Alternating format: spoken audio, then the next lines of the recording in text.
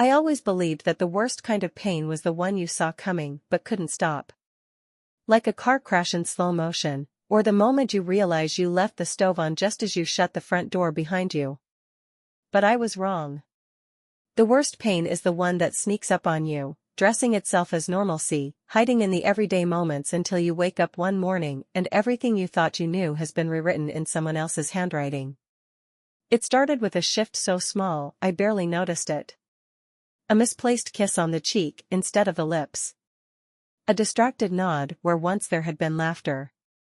The way his phone was always face down on the table, his screen lighting up just long enough for me to catch the ghost of a notification before it disappeared. Long day?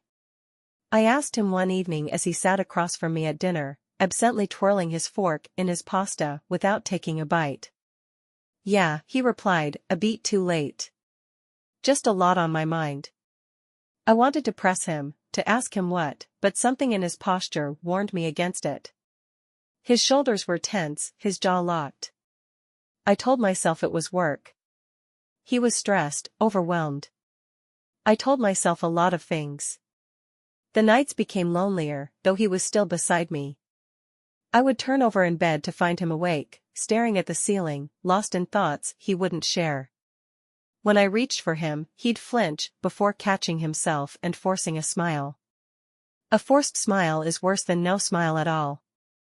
It felt like a lie, an echo of something we used to be but no longer were. Then came the scent. Faint at first, something floral that wasn't mine, clinging to his shirt cuffs and the collar of his jacket. I told myself it was from work, that maybe one of his colleagues wore strong perfume. But it lingered, night after night, even when he came home late, even when he swore he had been alone. I started watching him more closely, tracing his movements in my mind like an investigator piecing together a crime scene. His showers became longer. His gym bag, once casually tossed in the hallway, was now carefully zipped and stored away.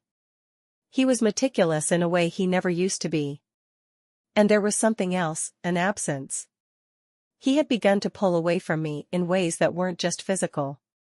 His mind was elsewhere, his laughter reserved for someone I couldn't see. The realization settled in my chest like ice water.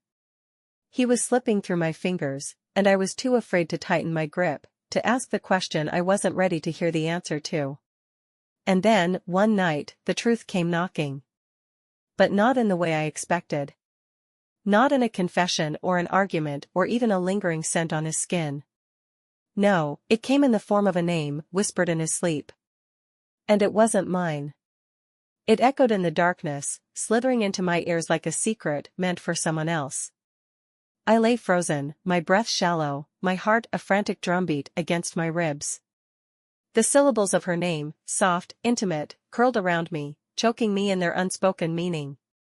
I turned my head slightly, barely moving, terrified of waking him. My pulse roared in my ears as I watched his face, peaceful in sleep, his lips still parted from the whisper. 1,000 memories flashed in my mind, moments that I now questioned, rewritten with a sharper edge. The late nights, the perfumed shirts, the absent-minded smiles when he read a message. I had been blind, or perhaps I had refused to see. I swallowed the lump in my throat and slipped out of bed, the air around me suffocating. I needed air. I needed space. I needed to know. With trembling hands, I reached for his phone.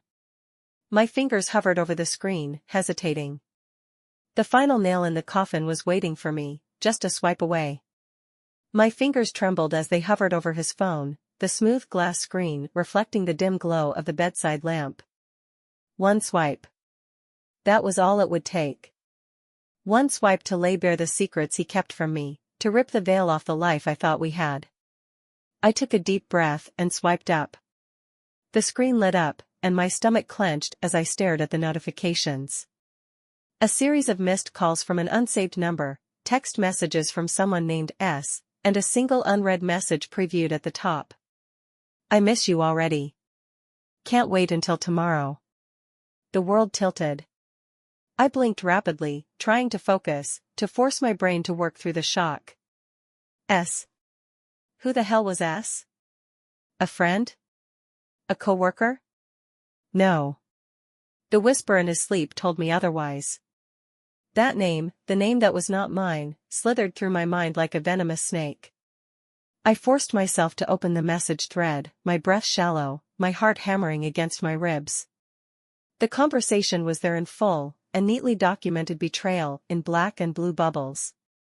Words dripping with longing, late-night confessions of stolen moments, secret rendezvous. Last night was incredible. I can still feel you. I don't know how much longer I can pretend. I want you. Only you. My vision blurred as I scrolled further, reading the digital footprints of his deceit. Restaurant reservations. Hotel bookings. Little inside jokes I didn't understand. I was suffocating. My chest tightened, my throat constricting around a scream that refused to come out. A picture appeared in the thread, a selfie of them together, his arm wrapped tightly around her waist, his lips pressed against her temple. She was beautiful, effortlessly so. Her eyes sparkled with the confidence of someone who had taken what she wanted without a second thought. I dropped the phone onto the bed as though it had burned me. A hollow, gaping ache opened in my chest. It wasn't just the betrayal, it was the certainty that I had been the fool, playing house while he built a second life right under my nose. My mind raced. Should I wake him up? Scream? Demand answers?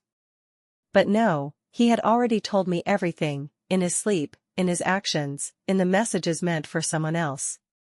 Instead, I stood up, my hands cold and numb. If he could lie to my face every day, then I could pretend too. At least for now. A plan was forming in my mind, sharp and deliberate. He had played his hand, but the game was far from over. The weight of the betrayal settled deep in my bones, but the shock had worn off, replaced by something colder, sharper, resolve. If he thought he could dismantle our life piece by piece without consequence, he was sorely mistaken. I wasn't just going to confront him, I was going to destroy him, methodically, with the same patience and precision he had used to weave his web of lies. I started that very night. While he slept soundly, his face serene as if he carried no guilt, I picked up his phone again, this time with a purpose beyond just discovery.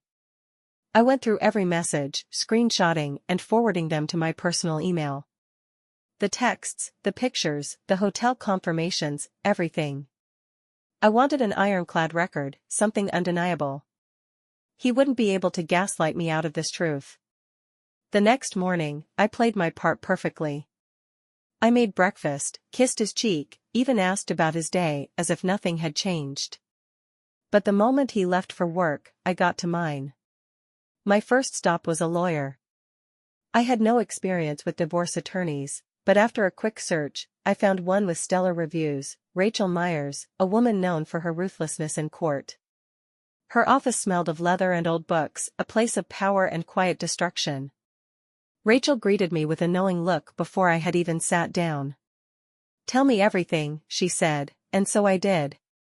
She listened intently, nodding as I detailed my husband's affair, occasionally jotting notes on a yellow legal pad. When I finished, she leaned back in her chair. "You've already done more than most," she said. "The screenshots will help. But if you really want to make this airtight, we'll need more. Bank statements, phone records, even a private investigator." The idea of hiring a detective had never crossed my mind, but as soon as she said it, I knew it was exactly what I needed. I wanted more than just proof, I wanted the kind of evidence that would leave him with nothing. Rachel handed me the contact information for a man named Daniel Cross, a former police officer turned private investigator. "If there's something to find, he'll find it," she assured me. I called Daniel from my car. His voice was gruff but efficient. We agreed to meet later that afternoon at a small coffee shop downtown. When I arrived, he was already there, stirring his black coffee with a slow, deliberate motion. He was in his late 40s, with a face that had seen too much, but still carried the sharpness of a man who missed nothing. "You want the full workup?" he asked after I told him what I needed. "Yes," I said, my voice steady. "I want phone records, locations, who he's meeting, where he's been. I need to know everything." Daniel nodded. Give me a week. I'll need access to anything you can provide, his schedule, any financial documents you can get your hands on. And I'll be discreet. As I handed him the necessary details, a strange sense of power coursed through me. My husband had underestimated me. He had assumed I would crumble, that I would cry and beg for answers. But I wasn't going to give him that satisfaction. By the time I walked out of the coffee shop, I had a plan. The days of blind trust were over. The real game had just begun.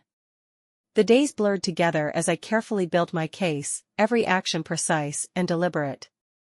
My husband had turned our marriage into a deception, and now, I was turning his life into a trap. Daniel Cross worked efficiently, sending me daily updates through a secure email. Each message was like a new dagger to the heart, pictures of them together at a high-end restaurant, timestamps showing late-night hotel visits, transaction records proving he was spending our money on her. I was done crying. The grief had burned itself out, leaving behind something stronger, sharper. I was no longer a wife in mourning. I was a woman on a mission. My next step was financial warfare. Under Rachel Meyer's guidance, I quietly gathered all necessary documents, bank statements, property deeds, shared investments. I had always played the supportive spouse, letting him handle our finances. Now, I saw the truth. He had been preparing for a life without me long before I had even suspected him. With Rachel's help, I secured my accounts, rerouted my direct deposits, and froze any joint credit cards. He wouldn't know what hit him until it was too late.